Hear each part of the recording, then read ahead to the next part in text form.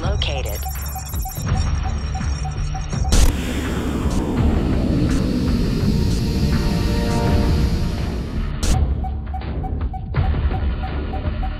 Subject identified. Prentice Krista.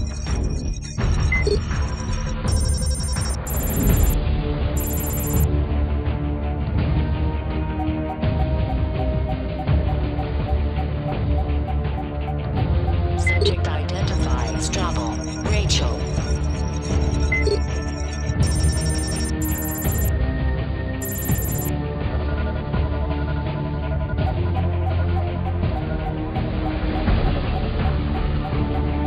Subject identified. Kumar Brandon.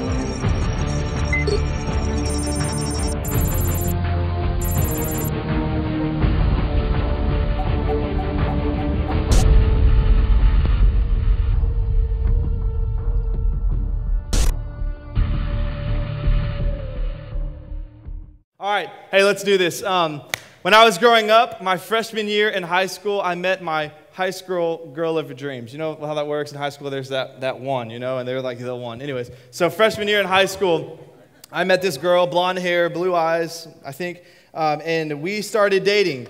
And so we dated for about 2.5 years through high school. So someone call that high school marriage. I would. And we went through the rocks and the ups and the downs.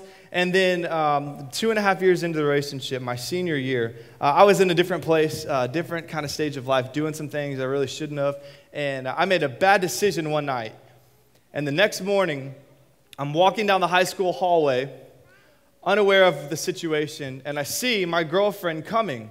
And she's not smiling, but that's not uncommon because it was high school and we fought a lot. But I saw her coming and I thought, okay, cool, you know, here she comes. And so I'm kind of put a smile on my face. And I kid you not, she walks up to me, she gets almost toe to toe, and she wrings her hand back like this. And you know that moment in a movie where it's like a flashback, and all of a sudden you see all these things, and you're like, okay, did I not call her back last night? Does she know what I did last night? Wait, am I late? Did I miss something? We were supposed to go to breakfast. I'm not sure. So all this time in this split second as she wheels back, and then she leans forward and she just right across my face. And right before she made contact, I knew the problem. I knew it was because of what happened the night before. Now, I kid you not, I've never been slapped before that nor after that, but I will never forget that moment for a couple reasons. One, it hurt. But two, if you've ever been slapped before, it's not just the physical pain. It's the emotion that like jolts through your body in that instant. It's wild. And on top of that, it was in the middle of the hallway of high school. A few months later, a desperate attempt, we were trying to hang on. I was doing everything I could to keep her close. You know, when you just become like a puppy and you do all kinds of stupid things just to keep her. You buy her whatever she wants and you say things that you would never say in reality, and you're just chasing and chasing. And we went back and forth, and she kind of thought about it, then she didn't. And finally we got to a point where she just said, I'm done, I'm not interested, it's over. And in just an attempt to let her know how frustrated I was, I shot over a text message with the most vulgar, degrading things you could ever say to a woman. Day went on, didn't think about it, let it go. Got home that afternoon, and a buddy of mine from the basketball team called, and they said, hey man, I just want to know if you heard, her name was Megan, I just want to know if you heard about Megan's dad. And I responded, yeah, I know, he's kind of been sick. He was sick most of the time we were dating. He's in and out of the hospital, I'm sure. I probably just need to go see him. And he goes, I don't think you know what happened. He said, Megan's dad died today. And so in that moment, at first, I was just engulfed in the thought that I just lost. It was my first experience of death. Okay, if you've been there, you know this is an intense moment. And I began thinking about him as a second father to me, which he was for 2.5 years, and all that he did. He took care of me, did all these things. And then it dawned on me that I just sent that message to that poor girl. I would later on find out that that was the first thing she read as she walked out of the hospital room after watching her dad die right in front of her. And then about 2 months later, really holding on to the only thing I thought that I had left at the time, which was sports. Running down the football field, second game of my senior year, I run and a guy comes to hit me, and as he does, I plant my foot stayed, my knee goes, and I tore 4 ligaments in my knee, my ACL, MCL, and both meniscuses. Boom. Lost the high school girl of my dreams. Experienced my first death experience. My first true betrayal. And now the only thing left, sports, is gone. Senior year, football, basketball, gone. Walking, no. Wheelchair for 6 weeks. And I remember I got in the Suburban I didn't get. They put me in the Suburban after that moment. And as I'm driving home, I just remember sitting in the back thinking, like, this is the worst possible moment at this point in my life could ever happen. This is what most people would call rock bottom. Ever had a moment like that? Maybe a couple moments like that? Things just kind of pile up. The word hope is like something you hear in a movie or a song, but it's nowhere on your radar. Maybe you're like Pablo, coming home from some bad decisions and having to face your family or face some friends or just start over in a place you didn't intend to be. It's a scary place. Our passage today, our story, is a story just like that. A story of a rebellious son. A story of the lost being found. It's a story of redemption. It's a story of the prodigal son. I got to set the scene for you.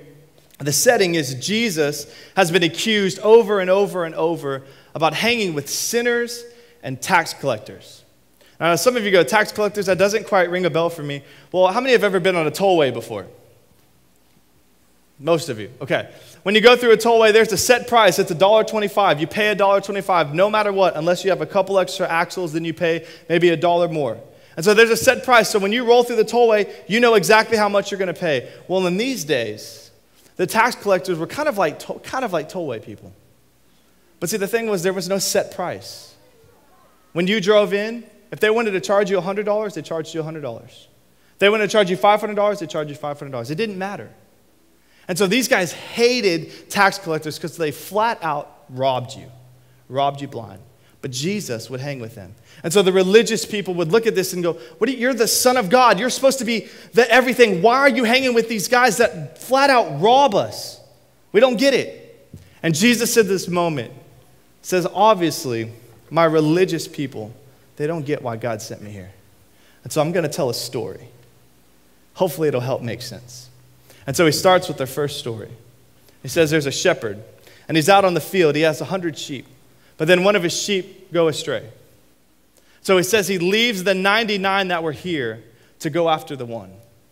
Once he finds it, he picks it up, he puts it over his shoulders, and he carries it back. And once he gets back and he unites the 99 with the one, when he brings them together, he then calls all the other shepherds, and they celebrate that the one that was lost is now found. Jesus will then go on to say, hey, in heaven, the angels rejoice when even one sinner repents and comes home. And he'll survey the crowd, kind of like this. And he looks and he says, okay, probably inside he's thinking, okay, they haven't quite got it. So he moves on to story 2. This isn't uncommon. Jesus did this. And he said there's a woman and she has 10 silver coins. She misses one. She loses one. He says she puts on a lamp and she tears through the house to find that one coin that was missing. And then once she finds it, she calls her neighbors and they come together and they celebrate because that which was lost is now found. Now a coin is sheep, so you understand this is their livelihood. It's like losing a month's paycheck. So when she found it, just like you would, she rejoiced and she threw a party. Jesus steps back, he surveys the crowd. For the first time ever, he goes, man, they still don't, in his head, they still don't get it. And so he says his third story, a third parable. Only time in the Bible Jesus would do this. He says there's a father and he has 2 sons. One gets starstruck. He wants to go live the wild life. He wants to be free. He wants to do his own thing. And so he goes to his father and he says, Father, can I have my 1/3 of the inheritance? This is something in history that happened. The father would provide for the children, and the youngest son got 1/3. But here's the catch. By him asking his father this, what he just said is, Father, I would rather you be dead so that I can have my inheritance than for you to be alive. And the father looks at him, and I don't know if it's love. I don't think it is. But out of love, maybe in his eyes, he says, okay. And so he gives his son the inheritance. But the catch is, he says, a few days later, Now, if you're ever in the stock market or you do realty or you know anybody like that, you don't sell anything quick without most of the time making a little bit of a loss. You lose a little bit because you rushed it. And so the father took something that he had spent his life building up and accumulating. He sold it quickly, probably for a little bit less than it was worth, to give to his son. And the son takes off. And he blows it all. Sound like college to anybody? You get there, things are going well. You don't have a curfew anymore. Mom calls, but it doesn't matter because you don't have to pick up because she'll never know, right? Because your phone died over and over. You're cruising around. There's girls, guys all over the place. Man, this is great. I'm going to get married. You find the first girl and you are perfect. Your hair, your eyes. Hey, let's go grab dinner. It's college. Let's go to McDonald's, but I'll get you we'll upsize it. Let's go together. And so you're cruising together and you're looking in her eyes. And you're the one. This is everything I dreamed of. You're spending money left and right on McDonald's, but you're spending it left and right because nothing else matters. You get the credit card, right, because you saw the free t-shirt. If you get a free t-shirt, then you get a credit card. So you sign up for the credit card because the free t-shirt looks good. Everything else is dirty. So you take the one that's clean. You put it on. You got the card. Now you're going to McDonald's and you're swiping it. The girl is happy. You're cruising. You're going to get married. Everything looks good. It's freshman year. And then there comes another one. Oh, honey, you know what? I made a mistake. I was love struck a little bit. I'm sorry. Hey, what's up? And it seems like you just go from one to the other, but the catch is you're dropping that plastic 24/7 because who cares, right? It's not real money. It's fake. They'll never know. It's called debt, by the way. And we lose the idea of what it looks like to even date. We throw money like it means nothing. We sex it up. We don't care because it's never going to catch us. We're invincible, right? It's on TV, so everything's good. And the reality is we've lost complete track of what it looks like, and we're just like the rebellious son. We're caught up in the moment. Caught up in the moment. The son hits rock bottom. So bad. He begins to, what do you do when you have no money? You get a job, right? But you have no money. You don't have time to go buy a suit. You don't have time to put the great resume together. You take the first job you can get. Some of you know exactly what I'm talking about. Take the first job you can get. So he's working with the pigs. Bible context, this is a bad deal for him. He's working with the pigs. A famine comes over the land. He gets so desperate that he looks over at what the pigs are eating. And for the first time in his life, it actually looks like it might be good. That's desperate. If you know what's in pig slop, you understand how desperate that is. And he's sitting there probably just looking at the food, dreaming of how I can make this taste good even though it's not. And then a thought comes to his mind. He says, wait a minute. Back home, where my dad lives, where I used to live, before I was an idiot, he has a lot of money, and even the servants that work for him, they get to eat. And he says, well, I know what I'll do. I can't go back as a son because I've sinned against God, I've sinned against my father, but maybe he'll just take me on as a hired servant so at least I can have a meal to eat. And so he begins to rehearse the line. And why did he rehearse it? Well, the reality is, his dad, when the son did come home, he could have had him killed on the spot for disrespect and disloyalty like that. No one would have said a thing. So you better believe the whole way home he's rehearsing that line. He begins his journey. We don't know how long, we don't know how far, but he begins his journey home. And then our story catches up to the father. See, the whole time while the son was gone, that rebellious son that took his 1/3 of the state, completely disrespected his dad, I would have slapped my kid with Christian love as best I could for doing that. But the father's at home, and you know what he's doing? He's waiting and he's hoping. He's hoping that his son would come home. And so as he's out in the field, he looks up and he sees a figure coming close. He probably does a double take. Is that really him? No. It's him. It's my son. And when most of us, if we were dads, and one day we will be, most of us would probably call security. We tell everybody to hide, get inside. We're not going to talk to him. He disrespected us. We want nothing to do with him. We're going to move, whatever. But the dad sees his son coming. He doesn't do any of that. He sees his son, pulls up his pants, and he begins to run. Imagine Bill Gates in a $100,000 suit, seeing his rebellious son that took 1/3 of his estate. But he sees him coming, and he pulls up the pants of that $100,000 suit, and he begins to run. That's the picture here. As a father's running to him, I can only imagine the son just thinking, okay, this could be really good or really bad. I don't know. He's got nothing to lose, and so he just keeps walking. And as the father gets to him, it says he embraces him. His son, who was covered in pig stench, animal feces from walking on the road. He was broke. He probably didn't have sandals, so he was barefoot, covered in dirt, sweaty, smelled like a pig and animals. And then it says his father begins to kiss him. And you go, wow. Wow. And then the son pushes back from his dad and he says, okay, in his head, this is the moment. I've been practicing. Father, I've sinned against you. I've sinned against God. I don't deserve to be your son. Just hire me on as a servant. And it doesn't say in Scripture that the dad cut him off, but I look at the context and I know that he did. I know that it said, son, stop. Shh, shh, shh. It's okay. Because you were once gone, and now you're home. And he doesn't just hug him or kiss him. He says, we're going to throw a party. We're going to throw a celebration. He calls his best man, Frank. Go to Taste of Texas. Get steaks for everyone. Everyone put on your best clothes. Underground band, get ready, because we're going to have a concert. We are going to have a party because my son, which was lost, is now home.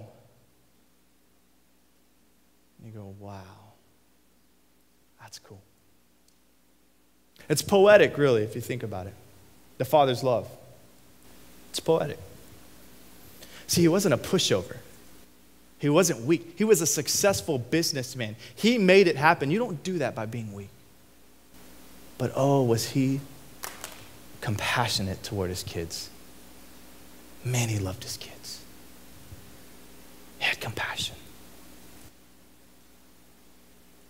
When I was growing up, I had a friend, and his dad wasn't a believer, but he was just the toughest man I've ever met. Can you just envision someone like that you know or maybe you've encountered? Just the toughest guy you've ever met. Always had a beer in his hand, and you never, ever disrespected him. He was a huge redneck kind of guy, and he would knock you out. He would knock you out. I remember one day, we were walking out of football practice, me and my buddy Travis, and he was kind of jacking around with another guy. They were just pushing each other, and his dad pulled up, and he saw this, and he hopped out of the car. He was like, hey, you got a problem? You want to say something to my son? You're going to say, he just went off, and I was like back at him like, oh my God, this is going to kill him. Call 911, but this is awesome. Like, do it. He was just that kind of guy. But when it came to his son, it was totally different. Seniors in high school, he would kiss his son. I'm talking the manliest man I've ever met. He would hug his son. He called him Bubba. He told him he loved him every single time we saw him. The meanest, most toughest, honestly, most godless man I've ever met in my life. But when it came to his kids, he was the most compassionate man I've ever seen. He would kiss his son, seniors in high school. And I know some of you, I want to hang on a second. Some of you are going, okay, Chad's getting a little sappy up here. He's talking about dads kissing their son. You know why that's weird for us? You know why it's weird? Because most of our dads totally missed it when we were growing up. If we're lucky to even have a dad, the statistics would say most in this room, our dads totally missed it. Totally missed it. We should love on our kids. You're all, guys, one day, most likely you're going to be fathers. You should hug your kids. You should kiss your kids. Don't kiss them on the lips. You kiss them on the cheek. You kiss them on the forehead. You tell them you love them. Call them Bubba. Come up with a nickname, whatever. But you tell them you love them, because let me tell you something, guys. Listen, this is part of what's wrong with this world. Is we've missed what it looks like to truly love. And a father and a son relationship, man, we've missed a lot of it. And so I know it's kind of weird, but this Scripture's telling us something here, guys. You know where we miss it, though, as the kids? The rebellious son? You know where we miss it? See, the catch is the first two stories are talking about the lost being found. Really, it's identified that someone that doesn't know Christ, coming to know Christ, angels in heaven rejoice. But the last story, it's directed a little bit of a different crowd. It's going after those that received Christ at some point in their life, but then fell off down the road. You know what the problem is? We have that encounter with God. Maybe it's underground, maybe it's beach retreat, kids camp, whatever. We have that encounter, and then we go in as if we're adults, instead of going into that new relationship as a Christian, as babies. Let me explain this to you, okay? Frank and Megan, they're here. They as our assistant directors, Frank and Megan Dana, they just had a baby, little Emma's 3 months old. Let me tell you something.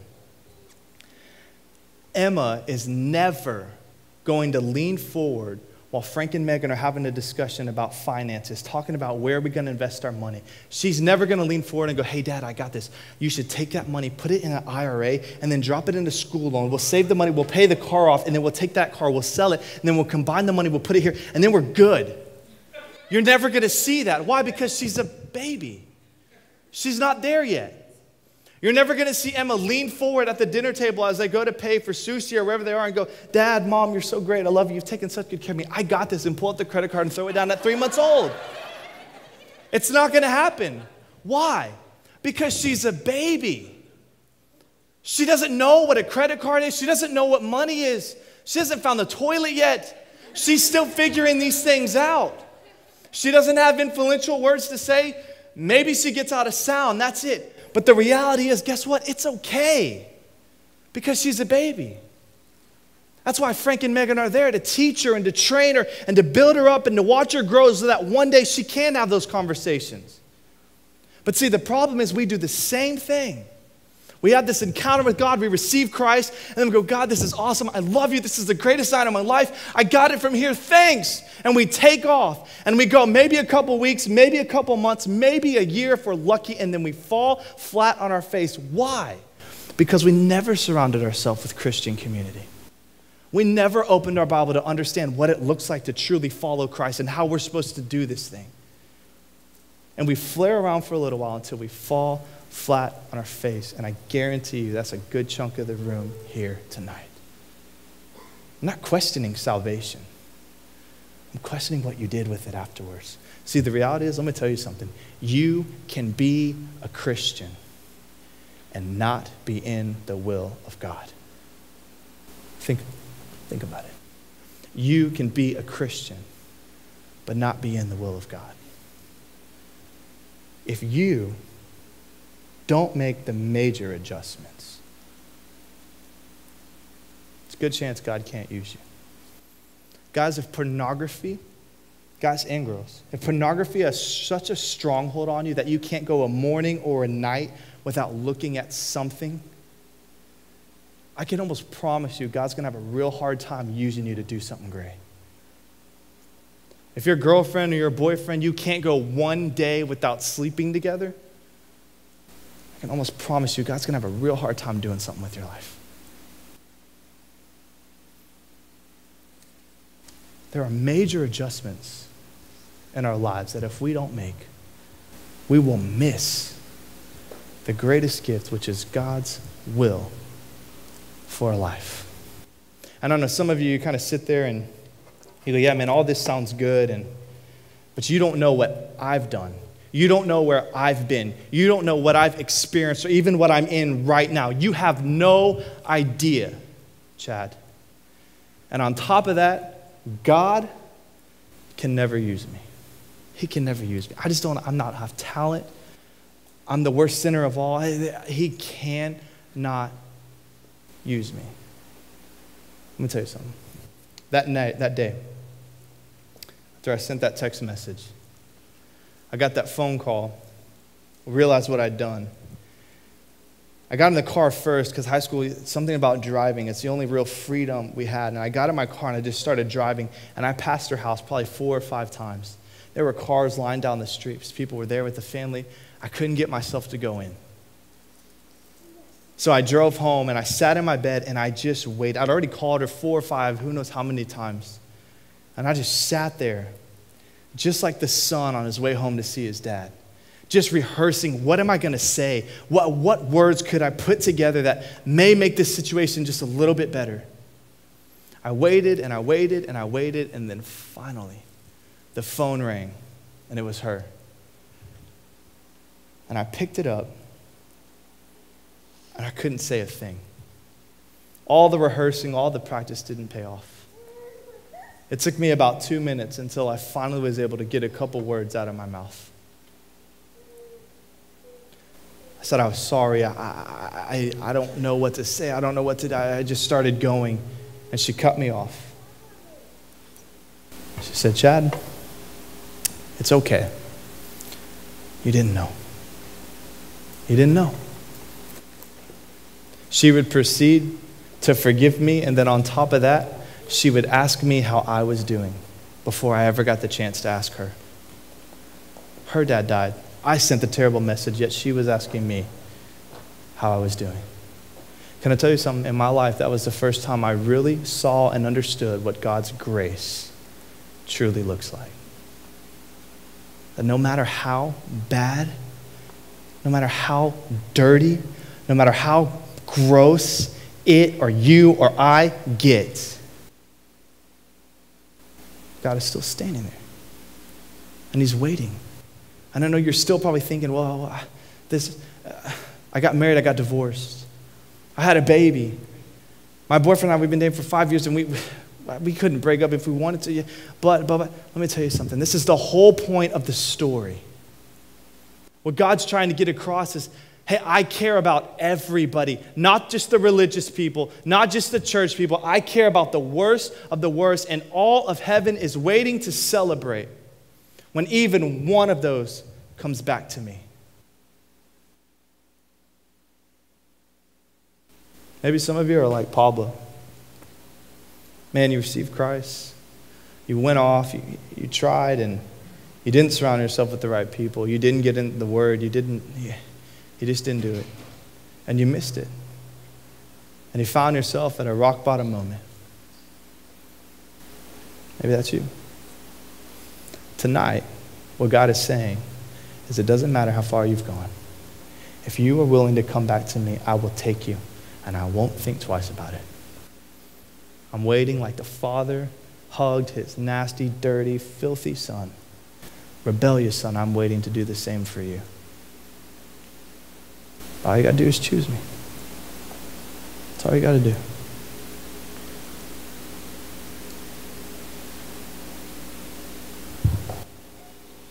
If you'll realize tonight,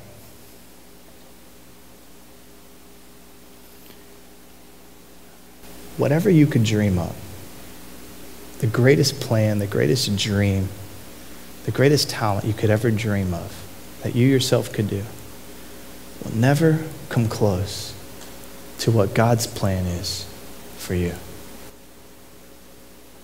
Can I tell you, my testimony is all of this rolled into one. Got saved in 5th grade at a lock-in. I'll never forget it. I'll never doubt it. I know I was a believer at that point, but I never chose to truly follow Christ until I was in college. I ran away, but I came back. And can I tell you, I had this great dream of playing sports, this great dream of playing college ball, maybe one day being a pro. I know I'm short and white, just forget it. But I had this dream, and I visioned it, and it was great. My name in lights, people cheering, money. It was great. But you know what? God said, nah, not for you. And all of those things that I listed, plus many more that came after that, all accumulated to the one point that God would direct me and put me back in His will. And can I tell you something? I'm not rich and famous. I don't have it all. I don't have a lot of money. My name's not in lights. But can I tell you something? There is no place in the world that I would rather be. That's not my will. That's God's will. Tonight, I know, some of you for the first time, you need to get on board with that. Others of you did it, you got the encounter, you had it, but you didn't do anything with it. Tonight's your night to change that. And I pray you'll be faithful to do that. The question tonight, is He waiting on you?